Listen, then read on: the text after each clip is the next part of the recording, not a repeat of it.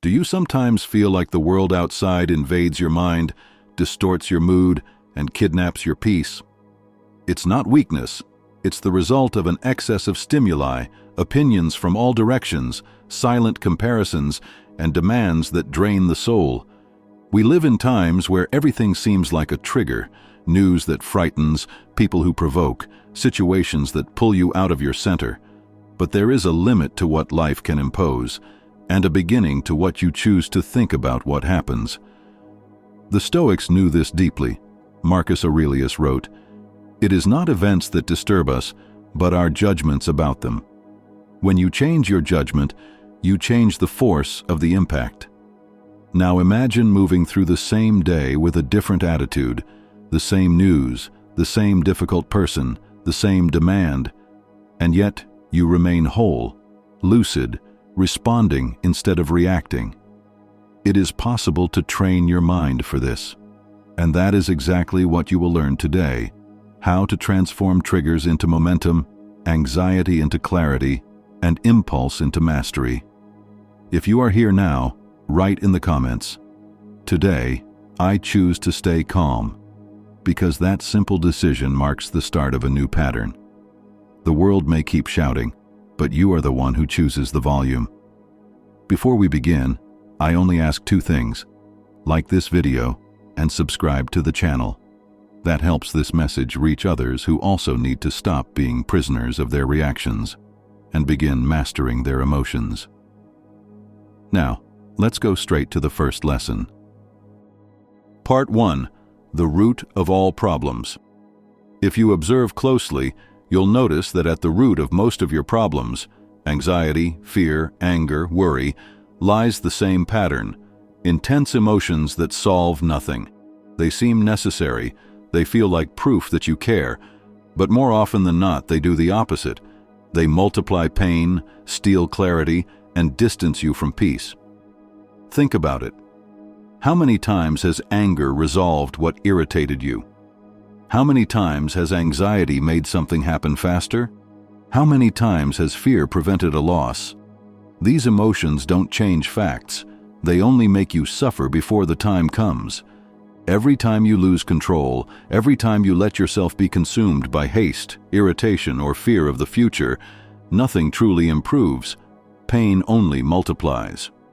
Marcus Aurelius wrote in his Meditations, "The causes of our emotions are often worse than the very things we worry about." He understood that the true weight of life isn't in what happens, it's in how we react to what happens. And precisely here is where the human mind becomes its own trap. The mind has a habit of turning small ripples into storms within teacups. A comment becomes an offense. An unexpected event becomes a catastrophe. A silence becomes rejection.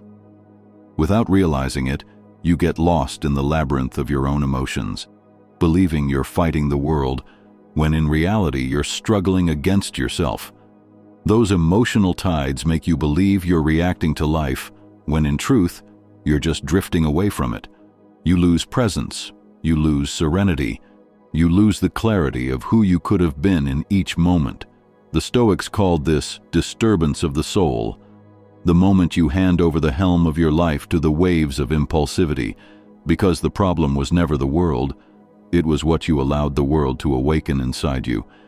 But when you pause before reacting, breathe before speaking, and hold silence before losing yourself, something powerful happens. Chaos continues around you, but inside, a new order begins. True strength isn't in eliminating fear, it's in refusing to be dominated by it. It's not in suppressing anger, it's in transforming it into lucidity. It's not in denying anxiety, it's in remembering that now is the only place where life truly exists. It's not about feeling less, it's about not getting lost inside what you feel. And in that lucidity, peace is born. Because peace is not the absence of emotion, it's emotional maturity. It's understanding that not everything needs a response, that not every pain requires drama, and that silence sometimes is the highest form of wisdom. Remember this: life doesn't destroy you through events. It destroys you through the storms you create within yourself. And when your mind returns to its center, everything that seemed impossible becomes simple again. Part 2. The art of feeling without losing yourself. Many believe being Stoic means feeling nothing, but it's the exact opposite. The Stoics didn't seek to eliminate emotions, they sought to purify them. They wanted to feel with awareness, not be dragged by blind impulses. They weren't cold, they simply learned to replace excess with essence. Less anger, more understanding, less fear, more clarity, less pride, more humility, less ego, more love. Marcus Aurelius wrote, "The key to life is to be free from passion, yet full of love. Love for the present moment, love for people, love for fate." Stoicism is not emotional emptiness, it's the art of feeling with maturity. There is an abyss between feeling everything and being ruled by everything you feel. Marcus Aurelius wept deeply at the death of a teacher he loved. Epictetus spoke openly about compassion. Seneca wrote tenderly about gentleness. They felt, but they didn't lose themselves in their feelings. They knew suffering is inevitable, but despair is optional. Their goal wasn't to become indifferent, it was to become lucid. Stoicism doesn't invite you to be stone. It invites you to be firm like a mountain that welcomes the wind without losing its ground. James Baldwin wrote, "Hatred has never destroyed anyone except the person who hates." That is an immutable law, and one of the truths Stoicism teaches as well. Destructive emotions don't just harm the world, they first corrode the one who feeds them. Over time, that becomes the real test. Are you becoming more cynical or more compassionate, more distant or more human? Because true progress isn't about hardening, it's about expanding your capacity to understand without drowning in the chaos. The Stoics spoke of Heracles' circles of concern, a metaphor showing concentric circles of care. At the center is yourself, your thoughts, feelings, actions, then your family, then your friends, then your city, then humanity, then nature itself. Wisdom lies in expanding care, bringing what is distant close to your heart, until you realize what affects another affects you too. To be Stoic is not to withdraw from the world, it's to participate in it with awareness. It's to feel without suffocating, to help without losing yourself, to love without depending, to care for the world without forgetting to care for yourself, and to care for yourself without forgetting the world. In the end, true Stoicism isn't about feeling less. It's about feeling better. It's about living with an awake heart and a peaceful mind. It's about acting with firmness and compassion at the same time. Because true strength isn't the absence of emotion, it's mastery over it. And when your mind stays calm, love returns to occupy the space fear once emptied. Part 3. Anger only hurts you. Anger is one of the oldest traps of the mind. It always promises justice, but delivers destruction. It claims to bring strength, but leaves behind weakness. It pretends to give control, but turns you into a hostage. Think of the last time you were angry in traffic. The other driver didn't hear you, didn't even know you existed. Yet you shouted, accelerated, wasted energy, and ended up exhausted. Who suffered? Not him. You did. Anger disguises itself as power, but the only body it consumes is yours. Marcus Aurelius wrote, "The consequences of anger are always worse than what caused it." And he was right. What is born from anger never returns whole. Words spoken in rage, actions taken in impulse, decisions made in haste, all leave wounds that time struggles to heal. Some never fade. Seneca said, "You wouldn't kick back at a mule that kicked you, nor bite back at a dog that bit you." Yet that's exactly what we do when we respond to anger with more anger. We return instinct with instinct, pain with pain, losing the rationality that makes us human. Anger is a form of blindness. It convinces you that you're winning, when in reality, you're losing everything that matters: calm, clarity, dignity. And the danger is that anger doesn't settle for hurting others. It wants you to forget who you are. The Stoics knew that nothing destroys a man faster than anger. It puts you at war with the world, and when the world falls silent, it leaves you at war with yourself. In daily life, the Stoic is the one who learns to choose silence when impulse screams. They are the patient driver, the colleague who doesn't respond in kind, the human being who understands that serenity is the highest form of response, because deep down, anger never punishes the other. It always punishes you first. And when the dust settles, it's you who must clean up the wreckage. Emperor Hadrian, once carried away by fury, struck one of his servants in a moment of rage. Later, filled with regret, he offered him anything as compensation. But the servant replied, "I want nothing. I just want my eye back." That is the fate of those who act in anger, realizing too late that some things cannot be undone. In any conflict, it's better to leave the other side regretful than wounded. So next time you feel fire rising, remember, anger burns the one who carries it first. Breathe, step back, think. Calmness may seem like weakness, but it wins every battle that anger starts. Part 4. You are responsible for your emotions. No one can make you angry. No one can frustrate you, offend you, or knock you off balance, unless you allow it. This is one of the most uncomfortable truths of Stoicism, and one of the most liberating. You are the only one responsible for your emotions. Epictetus said, "If you feel offended, know that you are complicit in the offense, because nothing disturbs us in itself. What disturbs us are our opinions about what happens." Words, gestures, and attitudes of others are neutral. It's the meaning you assign to them that turns them into pain. So when someone irritates you, what really happened wasn't an offense. It was a clash of perceptions, theirs and yours. Anger arises in the space between the event and your judgment, and in that space you have a choice, to react or to remain in peace. Marcus Aurelius wrote constantly about this.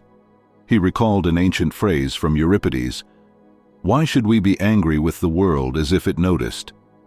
The universe does not shift with your fury. It doesn't care how loud you shout or criticize. The only thing that changes is your inner state, and almost always for the worse. The Stoics knew that anger, resentment, and bitterness don't hurt the other. They damage your own character. Marcus Aurelius said, "The best revenge is not to resemble the one who harmed you." And that phrase sums up the entire emotional maturity Stoicism teaches. It's not the insult that degrades you, it's how you respond to it. Think of this. You can be insulted and still remain calm. You can be criticized and still stay whole. You can be hurt and still preserve your dignity. Emotion only destroys you when it forces you to betray yourself. Epictetus told a story of a man beaten while bathing in Rome's public baths. When the attacker later apologized, the man replied, "I don't even remember being hit." And that is the power of self-mastery, choosing what deserves a reaction and what doesn't deserve space within you. Accepting responsibility for your emotions is an act of sovereignty. It's recognizing that the world won't change to protect you, but you can change how the world affects you. So the next time something irritates you, ask, "Do I really want to hand over my power to this?" Because whoever masters themselves is free, and whoever is free no longer needs to defeat others, only themselves. Part 5. Anger never helps. At the core of so many mistakes, so many regrets, so many painful falls, lies one common point: anger. It arrives dressed as courage, but it's only disguised chaos. It promises justice, but delivers disorder. And nearly always, when it fades, it leaves behind the bitter taste of regret. The Stoics knew this. One of the earliest philosophers advising a Roman emperor said, "Each time you feel anger approaching, Caesar, say nothing. Wait and repeat every letter of the alphabet." It was a reminder that the mind needs time to reclaim command. Anger is not a sign of strength. It's a sign of losing direction. Think of how many times impulse made you say something you didn't mean, act without thinking, or destroy in seconds what took years to build. Anger is fast, but its damage runs deep. It creates wounds that take time to heal. Some never do. Marcus Aurelius wrote, "The best way to avenge yourself is not to become like the one who wronged you." In other words, don't respond at the level of the provocation. Real superiority is keeping your clarity, even when everything around you tries to drag you into chaos. Breathing before answering isn't weakness, it's mastery.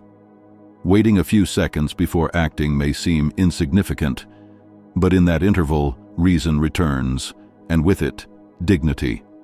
Anger craves urgency. Wisdom asks for time. And every time you choose calm over impulse, you gain something no one can take: control over yourself. Remember, anger never helps. It only makes you fight the wind, tired, drained, empty. But whoever learns to breathe in the face of provocation wins without needing to wound. Part 6. Learn to use your emotions. Emotions are not enemies. The problem isn't feeling too much. It's not knowing what to do with what you feel. Stoicism never taught to suppress emotions.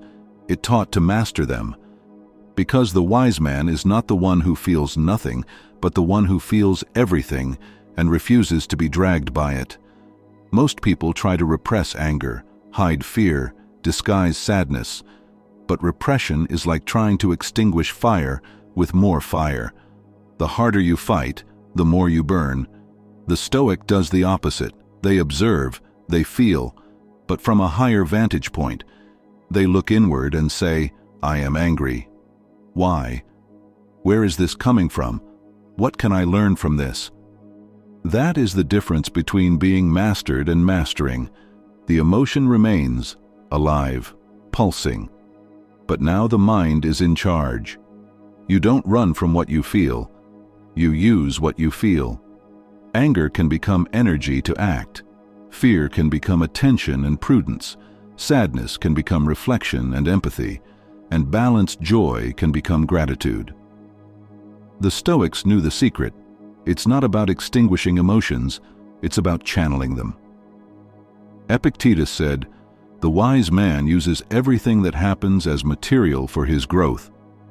Even inner chaos can be shaped into strength, if you understand it. Think of an athlete in the middle of competition. If they lose control, they're defeated before the game ends. But if they feel anger and transform it into focus, discipline, calculated drive, then emotion becomes power. As Coach Phil Jackson said, "Use your emotions, but don't let them use you." Mark Twain wrote, "My life has been filled with terrible misfortunes, most of which never happened." And that is the essence. The mind creates more suffering than life ever does. But when you learn to observe your feelings without drowning in them, you discover something profound. Emotion is a tool, not a tyrant. Using it wisely transforms reactivity into power, impulse into clarity, and pain into growth. And this is how the Stoic lives, not without emotion, but with emotion under guidance. Part 7. Develop the emotional control of great leaders. Imagine the weight of governing an empire. Each morning, Marcus Aurelius received news that would shatter any ordinary man. Wars, betrayals, epidemics, losses. No one brought good news to the emperor. Yet he had to keep his mind steady, his heart serene, his gaze clear. Because while everyone around him panicked, he was expected to embody balance. In his meditations he wrote, "Be like a rock upon which the waves break and subside." That phrase reveals the essence of true leadership, someone who, amid the storm, does not become part of it. Stoicism doesn't ask for emotionless leadership, it asks for mastery. Marcus Aurelius knew his fear, anger, and anxiety couldn't govern his decisions because the cost would be the fate of millions. What he felt mattered less than what needed to be done. And that is what separates the reactor from the leader. Centuries later, General James Mattis, one of the greatest modern strategists, carried meditations with him on every war mission. He said the greatest challenge of leadership isn't lack of information, it's lack of reflection. We live in an age where everyone reacts, but few truly think. And leadership, like wisdom, is born in silence before action. A leader who loses emotional control loses everything. But the one who observes before acting, breathes before responding, reflects before punishing, gains something rare: respect, lucidity, moral authority. Think of John F. Kennedy during the Cuban Missile Crisis. The world stood on the brink of nuclear war. He had the power to retaliate in minutes and destroy the planet, but he chose to wait, to analyze, to reflect, to find clarity before acting. And that calm saved millions of lives. The same principle applies to anyone who leads, whether a team, a family, or oneself. Because leadership is, above all, maintaining your center when the world loses its own. Marcus Aurelius faced real storms and survived them all, not because the world calmed down, but because he became the rock. And that is the lesson. True power isn't controlling others, it's mastering yourself when everyone else loses control. Part 8. Stop being a slave. Slavery doesn't only exist in visible chains. It lives quietly in the person who can't say no to themselves. Seneca said, "All men are slaves, to money, to pleasure, to fame, or to the opinion of others." And it's true, some are enslaved by vices, others by haste, others by the constant need for approval. They may appear free, but they obey whatever controls them. Freedom begins with a simple question: who is in command, me or my impulse? Physicist Richard Feynman realized this one morning when a sudden urge to drink coffee overwhelmed him. He wasn't an addict, but the impulse disturbed him, because it came from a place he didn't control. And he understood, if I can't resist such a small desire, I could be a slave to anything. The same happened to General Dwight Eisenhower. For 40 years, he smoked 4 packs a day, until a doctor told him, "It's killing you." He replied, "Then I give myself the order to stop." And he never lit another cigarette. That sentence captures the essence of self-discipline: giving yourself an order and following it. Epictetus, though born a literal slave, said, "Many free men live in captivity, prisoners of their desires and habits. He, bound by chains, was free within, because freedom isn't doing what you want. It's having the power to not do what destroys you." And here is where Stoicism becomes practice, not theory. Everyone has something that rules them: food, phones, comparison, fear, instant pleasure. But what defines the strong man is the ability to choose consciously, not impulsively. So next time you feel like giving in, to eating what you shouldn't, losing focus, reacting in anger, ask, who is in command now? If it's instinct, you are a slave. If it's reason, you are free. Discipline is the highest form of liberty, because it allows you to act with purpose, not dependence. It's not about repressing desires, it's about not being dominated by them. And in the end, this is the question that separates the ordinary from the great. Do you control your mind, or does it still control you? Part 9. Pay the taxes of life. You are not the first to live in difficult times, nor the first to look around and feel the world crumbling before you. Others have lived under corrupt governments, war, injustice, crisis, and still found peace within chaos. The Stoics knew this. They endured Nero's reign, one of Rome's darkest eras, and still discovered light. Seneca, Marcus Aurelius, Epictetus, all understood what many forget today. You cannot control the world, but you can control what the world awakens in you. The problem isn't the disorder outside, it's how much of it you let in. You don't need to react to every headline. You don't need to resent every injustice, because constant anger exhausts you, pessimism paralyzes you, information overload steals your serenity. Life demands a price for existence. and the Stoics called this paying the taxes of life. These are the unavoidable costs of being alive. People's imperfections, traffic jams, delays, frustration, waiting, loss.